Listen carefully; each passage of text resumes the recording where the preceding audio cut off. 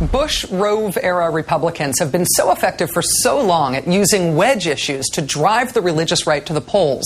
It would be novel, at least, if a Democrat were able to drive even the tip of a wedge between the religious and the right. In our fourth story on the countdown, Senator Barack Obama trying to make his case to faith-based voters. He'll have a big high-profile chance to do that tomorrow night when he and Senator John McCain appear for the first time together at the Saddleback Civil Forum. The two candidates taking questions from the pastor of the nation's fourth largest congregation, Saddleback Church in Orange County, California. Each candidate will be interviewed separately for an hour on issues of faith. Abortion is expected to be a prime topic, but also global poverty, AIDS, the Constitution, the presidency, and the role of the U.S. in the world. For McCain, the timing's intriguing, since this week conservatives rounded on him after he floated the prospect of choosing a pro-choice running mate, like former Homeland Security Secretary Tom Ridge or Senator Joe Lieberman of the Connecticut for Lieberman Party. Senator Obama, meanwhile, is trying to cut into McCain's lead among white evangelical voters, which polling suggests is softer, but not all that much softer than what President Bush had. Intriguingly, Obama already leads McCain among all faith-based groups other than evangelicals. Now, as for Rick Warren, the pastor bringing these two candidates together, he's an evangelical heavy hitter, the writer of the book Purpose-Driven Life. But he is seen by some fellow evangelicals as too willing to soft-pedal issues like abortion. In an interview with Andrea Mitchell on Hardball tonight, he embraced a broader agenda.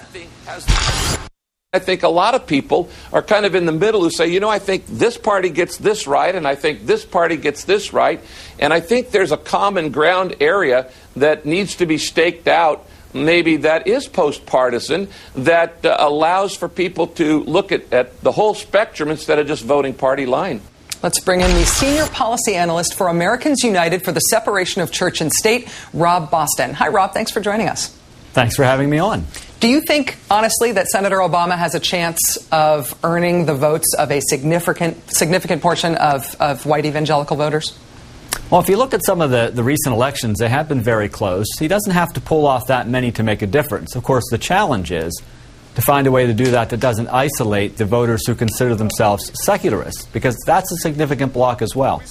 How significant a block is that? That's a term that you never hear in polling.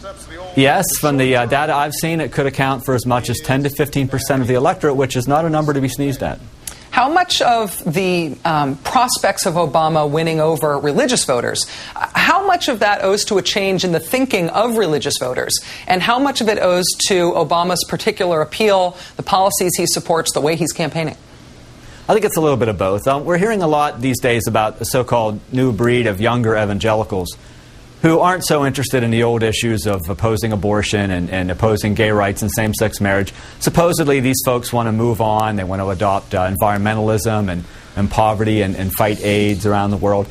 This may be, a media phenomenon, or it may be something real. I think it's a little early to tell. I think the religious right, as it's been traditionally constituted, still has a good bit of strength left, still has a kick. But there's definitely a tension there, the old guard versus this younger breed, and it's really too early to tell how that's going to shake out. We saw some of those politics in action this week, with the McCain campaign seeming to float this trial balloon on a vice presidential pick who is not pro-choice. One Ohio activist, a guy named Phil Burris, said that choice will end his bid for the presidency and spell defeat for other Republican candidates, even threatening down-ticket Republican politicians if McCain chose somebody who was pro-choice. If evangelical voters make up 20 or 25% of the electorate, what proportion of those are single-issue voters that would see an issue like abortion as a litmus test? Well, a guy like Phil Burris is a representative of that old guard that I talked about a moment ago. I'm familiar with him and what he believes, and that's where he comes from. Now, these guys huff and they puff and they make a lot of noise, but at the end of the day, I think what McCain was counting on is that on Election Day, they really don't have anywhere else to go. I mean, you could vote for Bob Barr, I guess, but everybody knows that he's not going to do very well, and there are other third-party candidates out there. The fact is that what McCain is, I think, hinging on is this sort of fear of Obama that's very prominent among the religious right groups right now. If you look at their websites and read their publications, as they do on a daily basis, you just see that they're really building this guy up as this really just awful force, and not somebody you want to let replace John Paul Stevens on the U.S. Supreme Court.